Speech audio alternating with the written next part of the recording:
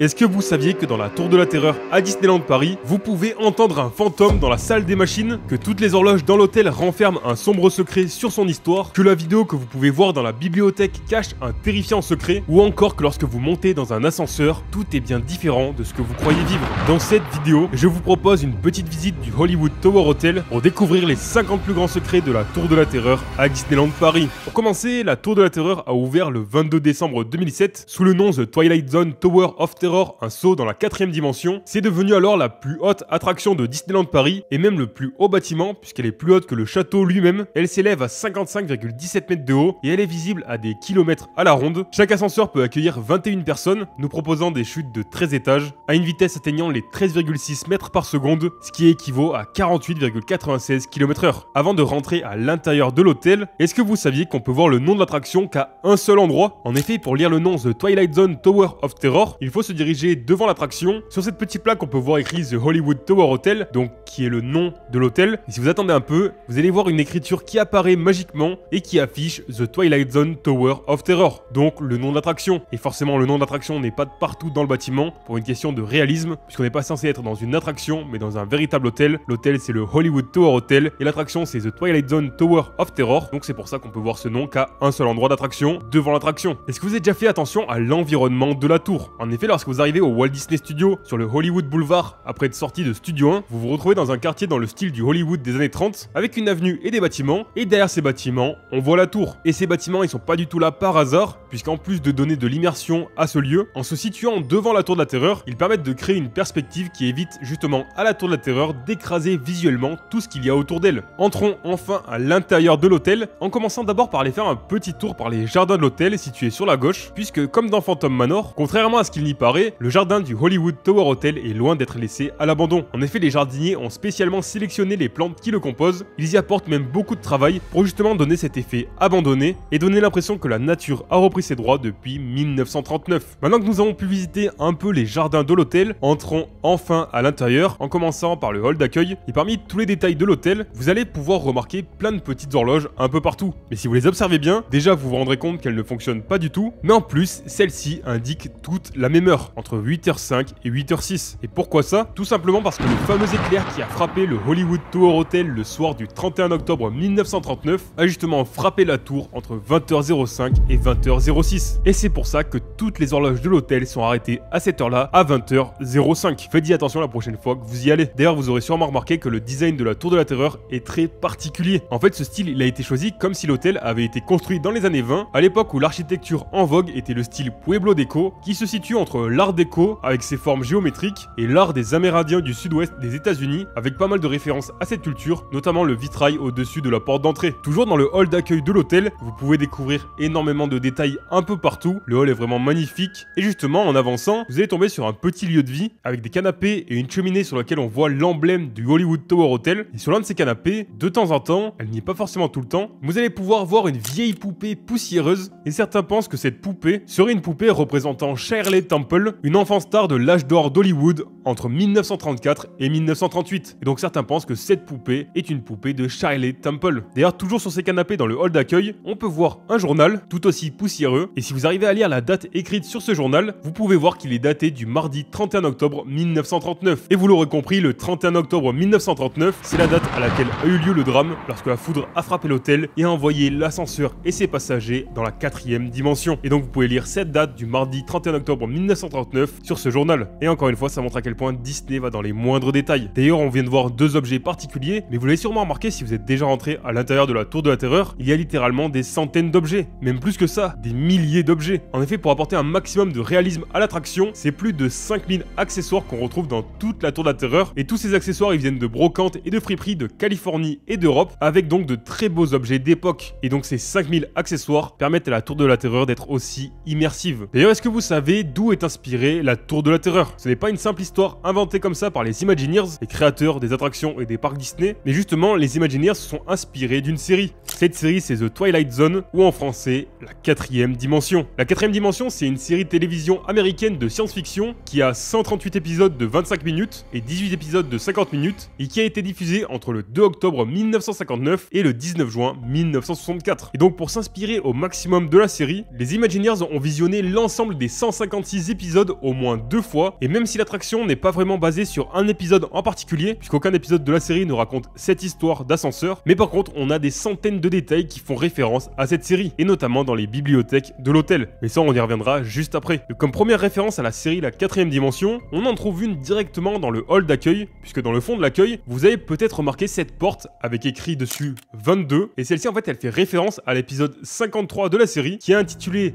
22, donc en français 22, et cet épisode il raconte l'histoire d'une femme qui fait souvent des cauchemars dans lesquels elle est conduite dans une pièce étiquetée 22 dans le sous-sol d'un hôpital pour découvrir qu'au final qu'il s'agit d'une morgue. Et donc cette porte avec écrit 22 est une référence à cet épisode. Bon, maintenant continuons d'avancer un peu plus loin dans l'hôtel, et au moment où un employé de l'hôtel nous accueille, devant lui se trouvent des registres. Sur ce registre qui date du 31 octobre 1939, évidemment, les noms que vous allez pouvoir lire sur ces registres ne sont pas du tout des noms au hasard, ce sont en fait les noms des créateurs de l'attraction.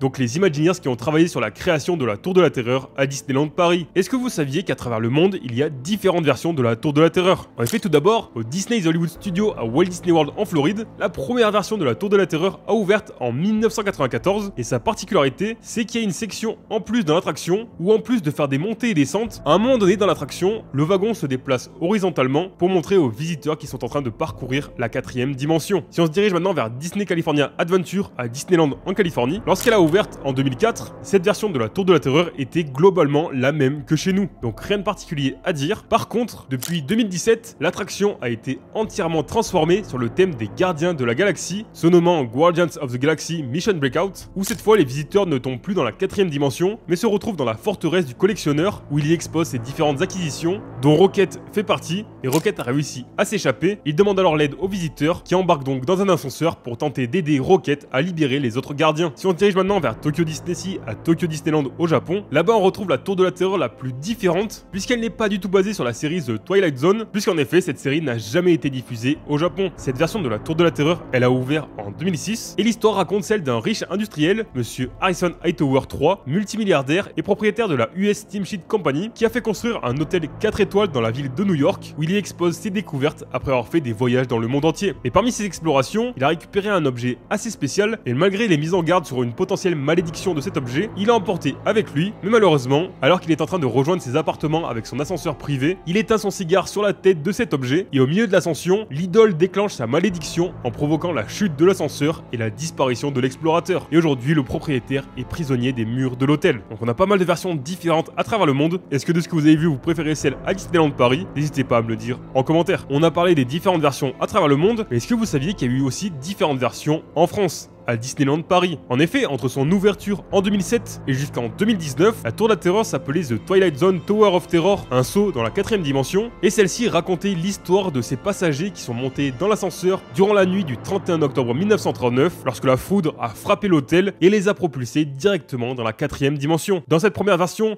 lorsqu'on a embarqué dans l'ascenseur, durant la scène du long couloir, on se retrouvait face à ces 5 passagers qui embarquaient donc dans leur ascenseur et qui nous faisaient vivre ce qu'ils avaient vécu. Et depuis 2019, on a une nouvelle version de la Tour de la Terreur, nommée The Twilight Zone Tower of Terror, une nouvelle dimension de frisson. Et dans cette nouvelle version, on a 3 scénarios différents, un scénario par ascenseur. Ces 3 nouveaux scénarios mettent en scène la célèbre petite fille qui faisait partie des passagers de l'ascenseur et qui hante désormais l'hôtel. En fonction de l'ascenseur dans lequel vous allez monter, vous allez avoir le droit à 3 histoires différentes. Soit la machine infernale, soit les créatures en cage, soit la 5ème dimension. Si vous entrez dans la machine infernale, il faudra rester alerte car le fantôme de la petite fille qui hante les lieux n'est peut-être pas votre pire cauchemar. La machine infernale dans laquelle vous venez de vous installer a une idée bien précise en tête, elle veut vous piéger dans cette prison mécanique en vous secouant dans tous les sens. Si vous embarquez plutôt dans les créatures en cage, un conseil alors, ne criez pas, puisque d'inquiétantes créatures rôdent autour de la cage d'ascenseur et n'attendent que la présence d'âmes en détresse à venir terroriser. Et plus vos cris sont forts, plus ils deviennent puissants. Et enfin dans le scénario la 5ème dimension, faites attention à vous et ne vous perdez pas dans cette dimension, puisqu'un sinistre spectre poltergeist a ouvert la 5ème dimension avec un objectif, y emporter votre âme. Il faudra alors vous préparer à perdre tout sens du réel, tandis que vous dégringolez dans un voyage psychédélique entre deux mondes où la petite fille fantôme tentera de vous ramener dans notre dimension.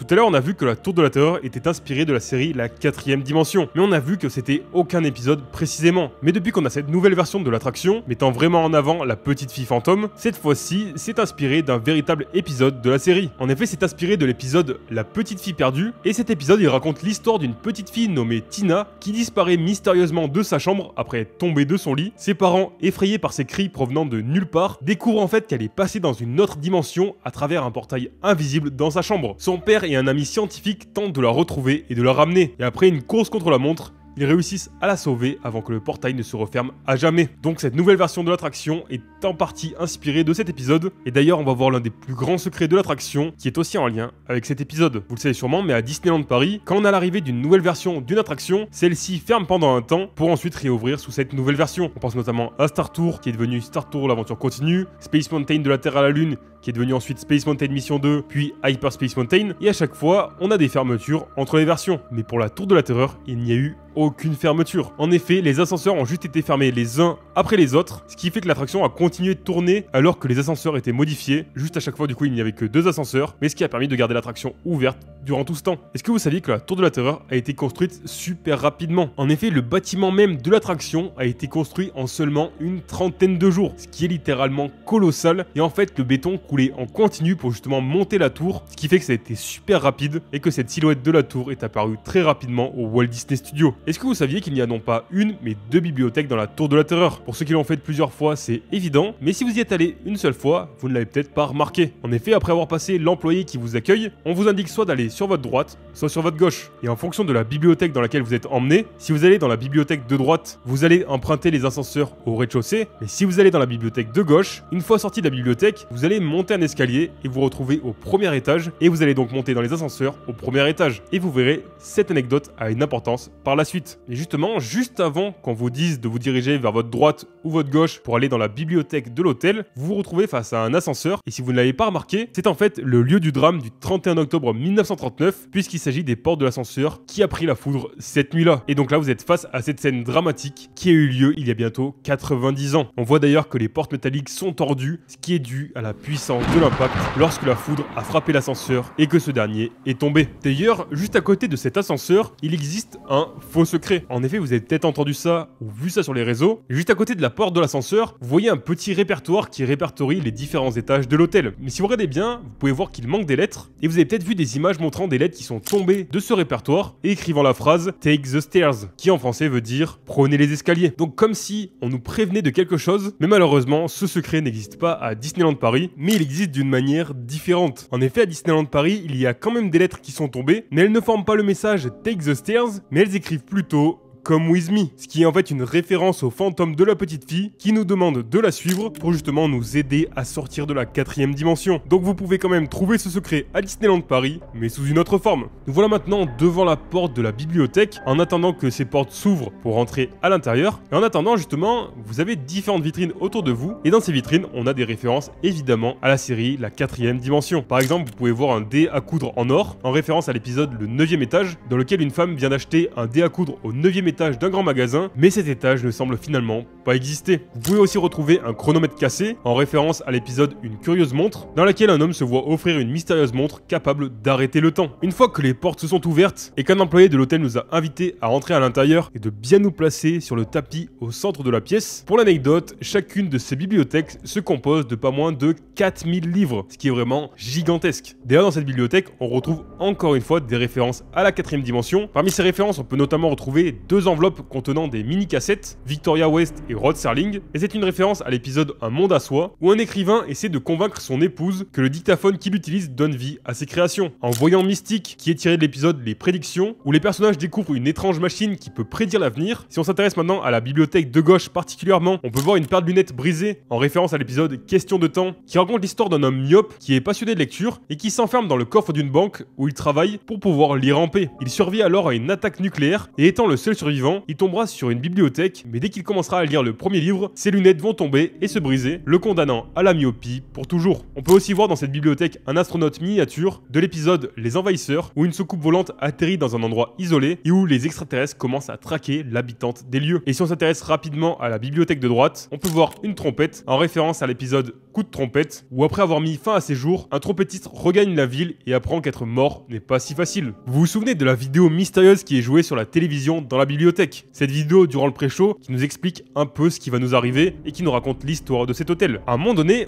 on voit un présentateur qui nous explique qu'on va utiliser les ascenseurs de service. Mais est-ce que vous saviez que cette scène est en fait tirée de la série La 4ème dimension dans l'épisode C'est une belle vie, puisqu'en fait dans cet épisode on voit ce présentateur avec derrière lui une carte des États-Unis et ce fond a été remplacé pour y incruster l'image de l'ascenseur de service qu'on connaît. Et donc en fait c'est exactement la même scène, c'est juste le fond qui a été changé et ça en fait un secret assez incroyable. Mais le problème avec cette scène, c'est que du coup il fallait rejouer la voix qui ne disait pas du tout la même chose. Mais le problème c'est que ce présentateur il s'appelle Rod Serling et il est décédé en 1975. Sauf que je vous l'ai dit, la première version d'attraction elle date de 1994. Donc clairement il n'a pas pu faire la voix. Pour les nouveaux dialogues, ils ont fait appel à un doubleur, Max Silverman, et en ayant l'approbation de la femme de Serling, ils ont utilisé une combinaison de séquences de Rod Serling et Max Silverman a essayé d'imiter au maximum la voix de l'acteur. D'ailleurs, toujours dans cette bibliothèque, vous l'aurez peut-être remarqué, mais dans la vidéo, lorsqu'on arrive au moment présent, lorsque l'homme justement qu'on vient de voir nous explique « Nous voici aujourd'hui par une soirée en tout point semblable à celle dont nous venons d'être témoins. » À partir de ce moment, puisqu'on est censé être dans le présent, tous les éclairs présents dans la vidéo seront synchronisés avec les éclairs que l'on peut voir depuis la fenêtre de la bibliothèque. Faites-y bien attention la prochaine fois, c'est vraiment un détail génial. Enfin, pour terminer avec cette vidéo du pré-show, est-ce que vous saviez qu'on peut voir un Mickey caché? En effet, lorsqu'on voit l'ascenseur de service dans la vidéo, juste au-dessus, on peut voir un petit boîtier qui est un peu bizarre, puisqu'il semble former un Mickey caché, qu'on connaît forcément avec ses trois ronds qui forment la tête de notre souris préférée, Mickey. Et donc juste ici, ça serait un Mickey caché. On continue d'avancer dans notre visite de la Tour de la Terreur, et juste avant, je voulais vous parler d'un secret qui est invisible. En effet, la plupart du temps, vous faites la Tour de la Terreur en pleine journée, il y a beaucoup de monde, ça fait du bruit, ça discute, ça rigole, ça crie, et du coup, on ne profite pas forcément pleinement de l'ambiance. Même si malgré tout, dans la salle des machines, l'ambiance est un peu plus calme en général, puisque l'atmosphère est très pesante. Mais si un jour vous avez la chance de faire l'attraction avec très peu de monde, si vous la faites très tôt le matin ou tard le soir, vous allez pouvoir profiter d'une ambiance très particulière. En effet, il y a des enceintes cachées de partout et même dans les murs, ce qui fait que sans aucun bruit, on peut entendre des respirations et différents bruits qui laissent penser que le lieu est vivant, et notamment dans la chaufferie. Et vraiment, il y a énormément de bruit. L'ambiance est vraiment incroyable. Apparemment, on se laisse vraiment prendre par l'ambiance et on finit vraiment par se dire que le lieu est hanté. Donc nous voici maintenant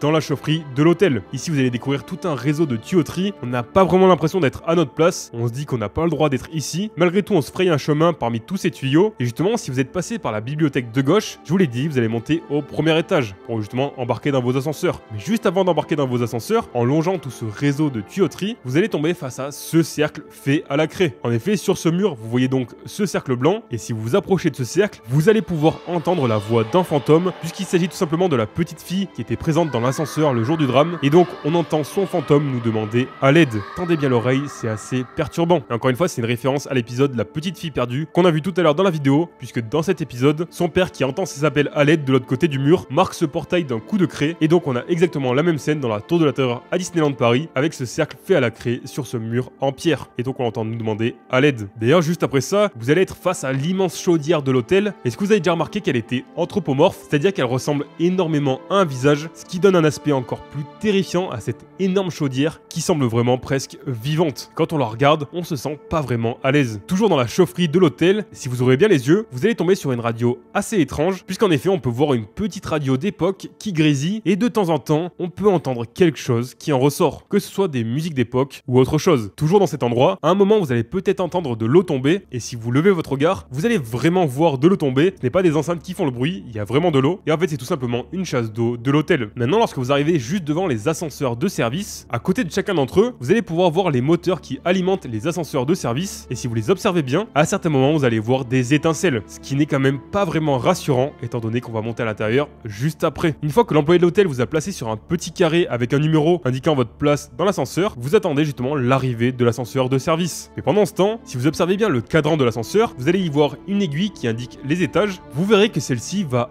un peu plus loin que le 12e étage, comme si les visiteurs à l'intérieur avaient atteint le 13e étage, qui n'existe pourtant pas. Et forcément, le chiffre 13, on sait ce que ça représente, mais quand on montrera à l'intérieur des ascenseurs, on comprendra ce que c'est que ce 13e étage. D'ailleurs, je vous ai dit qu'il y avait une véritable importance entre le fait d'être au rez-de-chaussée ou à l'étage, pour justement embarquer dans votre ascenseur. Ça a de l'importance, puisque devant vous, vous avez donc 3 ascenseurs de service, un sur votre gauche, un en face de vous et un sur votre droite. Donc vous allez vous dire, il y a 3 ascenseurs dans l'attraction, mais en fait non, il y a 6 ascenseurs, 2 par cage d'ascenseur. Et comment c'est possible? Tout simplement que lorsque vous êtes en train d'embarquer dans l'attraction, le temps que vous rentriez à l'intérieur, que vous installiez sur votre siège, que vous attachiez, que le cast member vérifie que vous êtes bien attaché, vous fasse son petit speech avec quelques petites blagues sombres et le temps que vous partiez, pendant tout ce temps, l'autre ascenseur est tout simplement en train de faire ses montées et descentes au même moment. Et lorsque l'ascenseur a terminé son tour et que les passagers sortent de l'ascenseur et que les nouveaux re-rentrent, c'est à votre tour de rentrer dans la 4e dimension. Et une fois que vous avez terminé, c'est aux autres et ainsi de suite. Donc il y a en fait 2 ascenseurs dans la même cage d'ascenseur et donc au final ce qui fait qu'il y a 6 ascenseurs dans la tour de la terreur et non pas 3. D'ailleurs quand vous êtes à ce moment-là devant votre ascenseur de service, en général on n'est pas trop rassuré et les employés présents dans l'hôtel ils sont pour beaucoup, puisqu'on les nomme donc comme vous l'avez compris les grooms, et ces employés ils ont une attitude assez particulière. En effet ils ne sont pas vraiment méchants, contrairement aux domestiques de Phantom Manor qui eux peuvent être méchants. Les grooms eux ne le sont pas du tout, ils sont même très serviables, mais au fur et à mesure qu'on se rapproche des ascenseurs de service, ils deviennent de plus en plus sombres, ils deviennent moins souriants et commencent vraiment à pratiquer l'humour noir. Et vraiment le rôle des cast members en tant qu'employés de la Tour de la Terreur est vraiment super important et la plupart du temps ils jouent très bien leur rôle et ça joue énormément dans l'ambiance de l'attraction. Si vous embarquez maintenant dans votre ascenseur de service, prêt à rejoindre vos chambres, en tout cas c'est ce qui est prévu, dans chaque ascenseur sur votre droite, vous allez voir un certificat d'inspection de l'ascenseur qui est signé par Cadwallader et c'est encore une référence à la 4e dimension, à l'épisode Immortel Moi Jamais, où un personnage fait un pacte avec le diable qui se fait appeler Monsieur Cadwallader justement pour devenir immortel. Et forcément si le diable a inspecté cet ascenseur, ce n'est pas forcément bon signe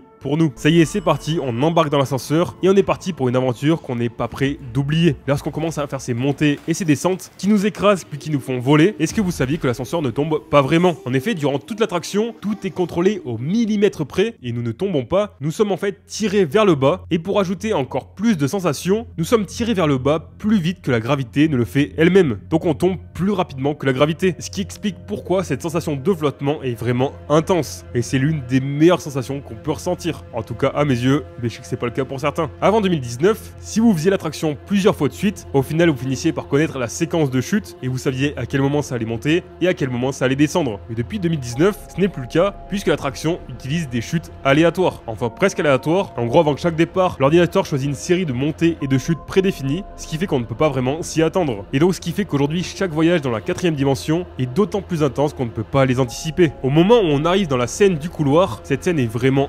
incroyable, mais en fait cette scène elle joue sur notre perception, puisqu'à première vue on a l'impression que le couloir est immense, presque infini, avec ce petit ascenseur tout au fond. Mais en fait le couloir il utilise la perspective forcée pour donner une impression de longueur, et au milieu de ce couloir on a un verre transparent qui permettait à l'époque de projeter les passagers fantômes, et aujourd'hui qui permet de projeter la fille fantôme. Et l'effet marche vraiment bien, et lorsque la petite fille apparaît devant nous c'est vraiment flippant, mais donc voilà c'est juste de la perspective forcée et un verre transparent au milieu de la pièce. Et toutes les petites étoiles de partout apparemment c'est fait avec de la fibre optique. Vous l'aurez remarqué que quand on est à l'intérieur, les ascenseurs sont très puissants. Au vu des sensations qu'ils nous donnent, on s'en était rapidement rendu compte. Et en fait, l'attraction elle utilise 3 des plus gros moteurs jamais utilisés pour ce genre de déplacement. Ils sont même 3 fois plus gros que le plus gros moteur utilisé pour les ascenseurs express dans les grands immeubles. Donc ce qui explique vraiment pourquoi l'attraction est aussi sensationnelle. Et en soi, évidemment, pour des ascenseurs traditionnels, on n'a pas besoin d'autant de puissance. D'ailleurs, quand on est dans l'ascenseur, au milieu de tous les cris des passagers, on peut aussi entendre énormément de bruit venant de l'ascenseur, mais en fait, ils sont complètement faux. C'est juste des bandes sonores, et si un jour vous montez dans l'attraction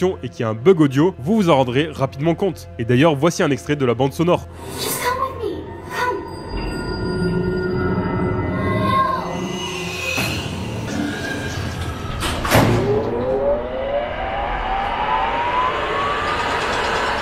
Est-ce que vous saviez que vous pouvez visiter la Tour de la Terreur? En tout cas, fut un temps, on pouvait. Aujourd'hui, je sais pas si c'est encore possible, je pense que si. Les tarifs à l'époque, c'était de 50 € par adulte et 34 € par enfant de 3 à 11 ans. Et la visite durait environ 1 heure et vous appreniez plein de secrets sur la Tour de la Terreur. Donc si vous savez que ça se fait encore aujourd'hui, n'hésitez pas à me le dire en commentaire. J'ai pas trouvé assez d'informations pour le savoir, mais en tout cas, ça a été possible. Et jusqu'à récemment, donc je pense que c'est encore possible. À la fin de l'attraction, quand on sort de l'ascenseur, on traverse quelques couloirs de la tour. Et lorsque vous arrivez face aux écrans où vous pouvez vous voir en photo, photo au moment de la grande chute de 13 étages, vous allez revoir une référence à la série La 4ème dimension, puisque vous pourrez voir un téléphone jouet, qui est une référence à l'épisode Conversation avec l'au-delà, où une petite fille de 5 ans utilise son téléphone jouet pour parler avec sa grand-mère qui est décédée. Toujours à cet endroit, on peut voir un étui à appareil photo, qui est une référence à l'épisode Futurographe, où un appareil photo prend des photos du futur, ou encore une machine à écrire, qui est inspirée de l'épisode Allez-vous-en, où une machine à écrire se met en marche toute seule pour donner des ordres à son propriétaire. On peut aussi voir un poster du Anthony Frémont Orchestra, qui est inspiré de l'épisode C'est une belle vie, qui est une référence originale à Anthony Frémont, qui est un enfant de 5 ans qui terrorise la ville de Pikesville, dans l'Ohio, grâce à son pouvoir mental. Lorsque vous arrivez dans la boutique de la Tour de la Terreur, juste au-dessus des caisses, vous allez pouvoir lire Picture if you will, qui peut se traduire par une image si vous le voulez. Et en fait, cette phrase, elle est très connue, puisqu'elle est attribuée à Rod Serling, le narrateur original de la 4ème dimension, celui qu'on a vu tout à l'heure dans la vidéo du pré-show,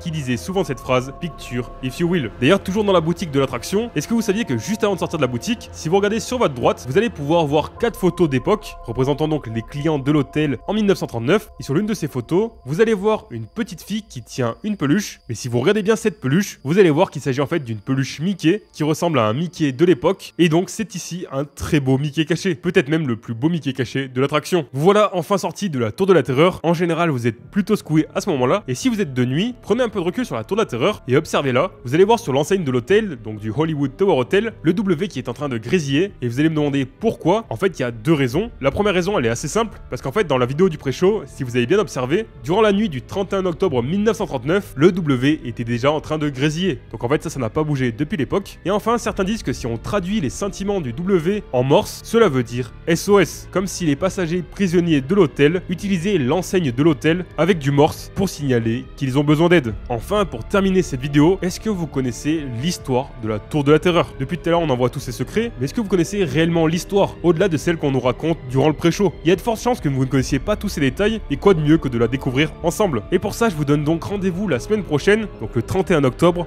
pour le soir d'Halloween, 85 ans après les événements de ce drame, pour justement découvrir ensemble cette terrifiante histoire. Donc rendez-vous le 31 octobre 2024 à 18h, pour qu'on découvre ensemble la terrifiante histoire de la Tour de la Terreur. Et pour être sûr de ne pas rater cette vidéo, n'oubliez surtout pas de vous abonner et d'activer la cloche, comme ça vous êtes sûr d'être notifié quand elle sortira. Voilà, c'est la fin de cette vidéo sur les 50 plus grands secrets sur la Tour de la Terreur. J'espère qu'elle vous a plu. Si c'est le cas, évidemment, n'hésitez pas à laisser un petit pouce bleu et un commentaire. Et en plus, si vous ne le savez pas, cette vidéo, elle fait partie d'une série de vidéos que j'ai créée pour ce mois d'octobre, tout autour du mois d'Halloween, et de quelques histoires et secrets flippants autour de l'univers Disney. Je vous ai d'ailleurs raconté les terrifiantes histoires cachées derrière les films Disney, et aussi 50 secrets terrifiants dans les films Disney. Je vous ai sorti aussi un petit vlog à Disneyland Paris. Et là donc, on a les secrets de la Tour de la Terreur. Et la semaine prochaine, pour le soir d'Halloween, on aura l'histoire de la Tour de la Terreur. Donc n'hésitez pas à aller voir toutes ces vidéos. Encore une fois, n'oubliez pas de vous abonner, ça me soutient énormément. Mais en tout cas, je vous dis à la semaine prochaine pour découvrir ensemble l'histoire de la Tour de la Terreur. C'était Guide Valou, ciao!